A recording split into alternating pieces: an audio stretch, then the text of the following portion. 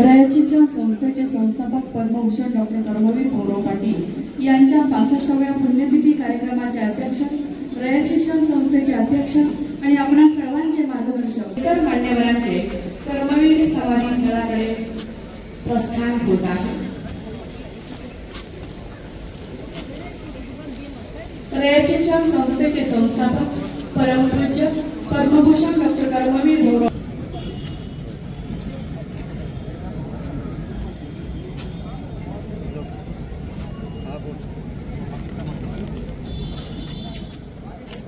आदरणीय खासदार चंद्रकांत पवार साहेब, संस्थेचे चेअरमन सन्माननीय चंद्रकांत रवी साहेब, संस्थेचे व्हाईस चेअरमन सन्माननीय ॲडव्होकेट रवींद्र शिंदे साहेब, संस्थेचे संघटक सन्माननीय डॉक्टर अनिल पाटील साहेब, संस्थेचे सचिव सन्माननीय विकास देशमुख साहेब, संस्थेचे उच्च शिक्षण विभागाचे सहसचिव डॉक्टर ज्ञानदेव नसके साहेब, संस्थेच्या ऑडिट विभागाचे सहसचिव सन्माननीय डॉक्टर शिंदे मेहकर साहेब, माध्यमिक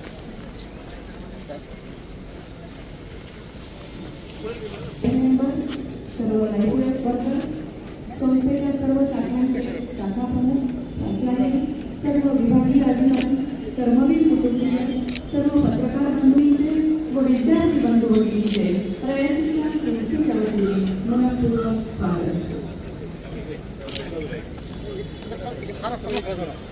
हा रस्ता मागं थोडासा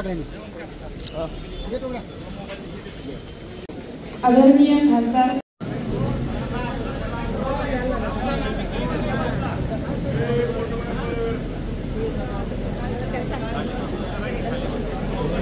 खाली बसूनच घे पहिले। कर्मवीर भाऊराव पाटील उर्फ अण्णांच्या पुण्यतिथीच्या कार्यक्रमासाठी अतिशय व्यस्त शेड्यूलमधून सुद्धा संस्थेचे राष्ट्रीय व आंतरराष्ट्रीय स्तरावर केलेले शैक्षणिक सामंजस्य करार, संस्थेचा ताळेबंद, विविध शैक्षणिक उपक्रम, राष्ट्रीय व आंतरराष्ट्रीय पातळीवर विद्यार्थ्यांनी मिळवलेले यश या सर्वांचे प्रतिबिंब असलेला वार्षिक अहवाल अत्यंत नाविन्यपूर्ण पद्धतीने तयार केले आहे। या कॅलेंडरचे प्रकाशन सन्माननीय शरदरावजी पवार साहेब यांच्या हस्ते संपन्न होत आहे।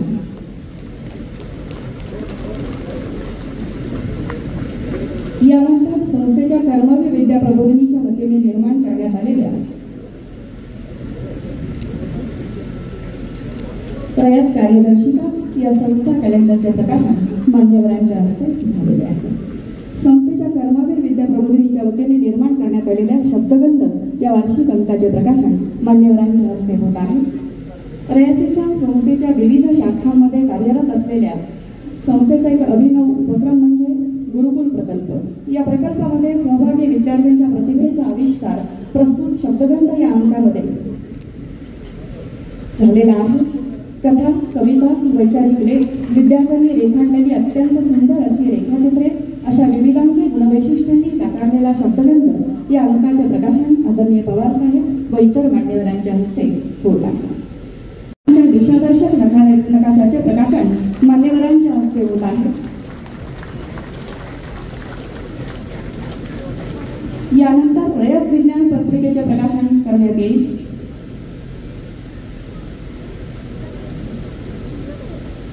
रयत विज्ञान पत्रिकेचे प्रकाशन केले जाते। या पत्रिकेचे प्रकाशन आदरणीय खासदार शरदरावजी पवार साहेब व इतर मान्यवरांच्या हस्ते संपन्न होत आहे। पाठवलं शामराव चव्हाण, बीके पाटलांना त्यांनी लंडन स्कूल ऑफ इकॉनॉमिक्सला काढलं। अशा पद्धतीत किंबहुना अण्णांच्या आयुष्यातील शेवटची इच्छा सुद्धा युनिव्हर्सिटी उभी करायची होती, ती सुद्धा आज झालेली आहे। आणि अण्णांनी जो गुणवत्तेच्या रिलेटेड जो भाग सांगितलेला आहे आणि तो खऱ्या अर्थाने त्याची अंमलबजावणी करण्याची ही वेळ आत्ता आलेली आहे। कस्तुरीरंजन कमिटीने एक जो रिपोर्ट सादर केला, लॉर्ड मॅकॉलेच्या 1835 सालापासून 2024 पर्यंत जेवढे बदल झाले नाहीत तेवढे पुढचे बदल एका वर्षामध्ये येणार आहेत आणि हे सर्व गुणवत्तेमध्ये आहे। आणि जग आज खांद्यावर डोक्याच्या वर 1.5 किलोचा मेंदू आहे, त्याला किंमत आहे। मी या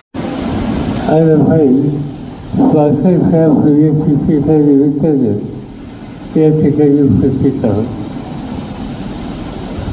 अण्णांनी जी संस्कृती उभारणी केली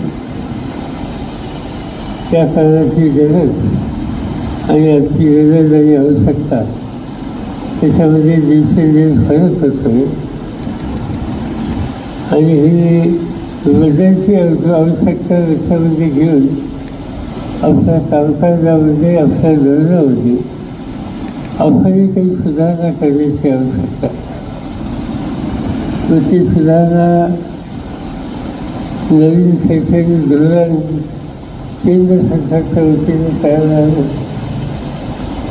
त्याची नवीन पावले टाकावी लागतील आपली प्रशासनाची पद्धत आहे त्याच्यामध्ये काही सुधारणा करता आल्या तर ते करण्याची आवश्यकता आहे आणि सर्वसाधारणपणे विद्यार्थिनींची बौद्धिक उंची वाढवण्यासाठी गुणवत्तेच्या क्षेत्रामध्ये अधिक लक्ष केंद्रित करणं हे सूचनांनी ठेवून आपल्याला पावले टाकावं लागते हे सगळं करत असताना जगामध्ये जे काही बदल होत आहेत त्या बदलांची नोंद घेऊन काय काय इथं करणे शक्य आहे त्या गोष्टीचं सुद्धा आपल्याला इथं द्यावं लागेल हे जग स्पर्धेचं जग आणि या स्पर्धेच्या जगामध्ये आत्मविश्वासानं वर आलेली पिढी ही आपल्या सगळ्यांना तयार करायची आहे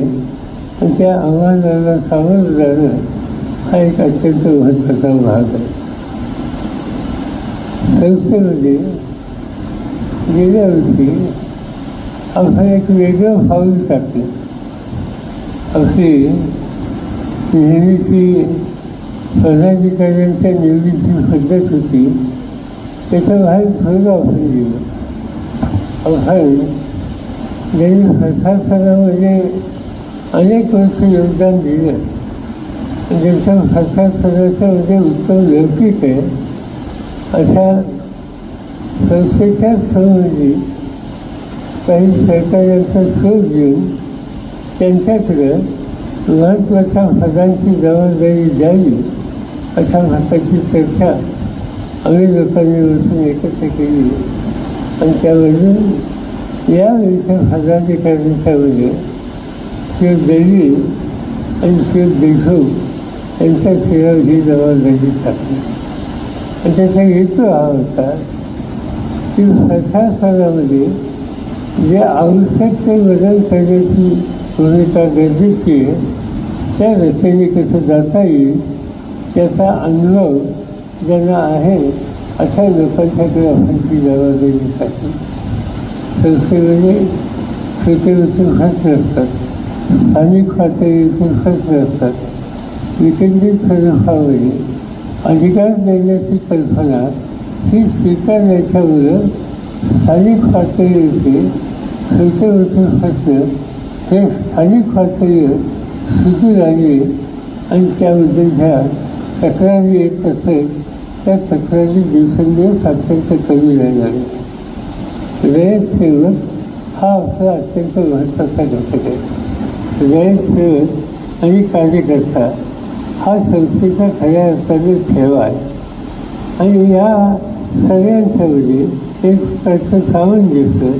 समाधान हे कसं राहील याची काळजी घेण्याची आवश्यकता होती एक काळ असा होता की संस्थेच्या मुख्य कार्यालय त्याच्यामध्ये लोकांची सहकार्यांची गर्दी असायची आणि ती व्यावसायिक गर्दी कुठल्या ना कुठल्या ट्रान्सफरच्या संबंधी प्रवाशांच्या संदर्भात आग्रह धरणाऱ्या आपल्या सहकार्यांची त्याच्यामध्ये काही धोरणात्मक बदल श्री देवी यांच्या सगळ्या सहकार्यांनी सुचवली त्याच्या उलट सुरुवात चर्चा झाली सुरुवातीला काही नाराजी झाली पण त्याच्यानंतरच्या काळात पुन्हा डिस्कस करून त्याचा मार्ग निघाले आणि मी आपल्याला सांगू इच्छितो संस्थेचा अध्यक्ष म्हणून माझ्याकडे सुद्धा वर्षाला 30-40 मिलियनच्या यायच्या तर आत्ता गेल्या वर्षामध्ये ट्रान्सफर आणि प्रमोशन याच्याबद्दल माझ्यापर्यंत एक सुद्धा प्रस्ताव आलेला नाही आणि हे सगळे प्रस्ताव स्थानिक पातळीवर प्रशासनामध्ये हस्तक्षेप करण्याची आवश्यकता नाही या निष्कर्षाची आमचे कार्यकर्ते आणि रयतसेवक यांच्यामध्ये झाली आणि त्याचाच हा परिणाम आहे. आणि त्यामुळे एकंदर मतदारसंघामध्ये सुधारणा ही दिवसेंदिवस दिसते, याचा मला स्वतःला आनंद आहे. आता काही नवीन दृष्टी स्वीकारल्या पाहिजे आणि त्या दृष्टीने आत्ताच या ठिकाणी आपल्या संघटकांनी काही गोष्टी सांगितल्या. एक विचार आम्ही हा करतोय आणि त्याची चर्चा यापूर्वी झाली होती. आज जगामध्ये AI हा शब्द बरोबरीचा शब्द झालेला आहे. आर्टिफिशियल इंटेलिजन्स हे आर्टिफिशियल इंटेलिजन्सचं तत्व ते शिक्षणाच्या क्षेत्रात असेल, ते शेतीच्या क्षेत्रात असेल, ते उद्योगाच्या क्षेत्रात असेल, ते आरोग्याच्या क्षेत्रामध्ये असेल, कोणत्याही क्षेत्र जगामध्ये असं नाही की ज्या ठिकाणी AI प्रचंड परिवर्तन करू शकतं. त्याची नोंद योग्य पद्धतीने केली त्याचा लाभ होऊ शकतो आणि त्याचा वापर गैरवापर म्हणून करण्याची तयारी केली त्याचे दुष्परिणामसुद्धा फार आहे. आणि म्हणून या विषयाकडे सुद्धा लक्ष द्यायची गरज आहे. नंतरी मला आठवत आहे की ऑक्सफर्ड युनिव्हर्सिटी आपण सुसंवाद साधला, त्यांच्याशी करार केला, त्यांचे प्रतिनिधी सातारला येऊन गेले आणि काही गोष्टी AIच्या संदर्भात या ठिकाणी शिक्षण देण्याची सुविधा कशी देता येईल या संबंधीची काळजी आपली घेतली. पण थोडं आपण मागं पडलेलो. आज त्या AIच्या क्षेत्रामध्ये महाराष्ट्राच्या अनेक विद्यापीठांनी चांगल्या प्रकारचं काम केलं आहे. आपल्या क्षेत्रामध्ये सुद्धा लक्ष द्यावं लागेल. AI ही शेतीच्या क्षेत्रामध्ये परिवर्तन करू शकतं. माझ्याकडे बारामतीला AIची आम्ही मदत ऑक्सफर्ड युनिव्हर्सिटीच्या माध्यमातून घेतली आणि आम्ही उसाचं पीक हे महत्त्वाचं पीक त्या भागात आहे.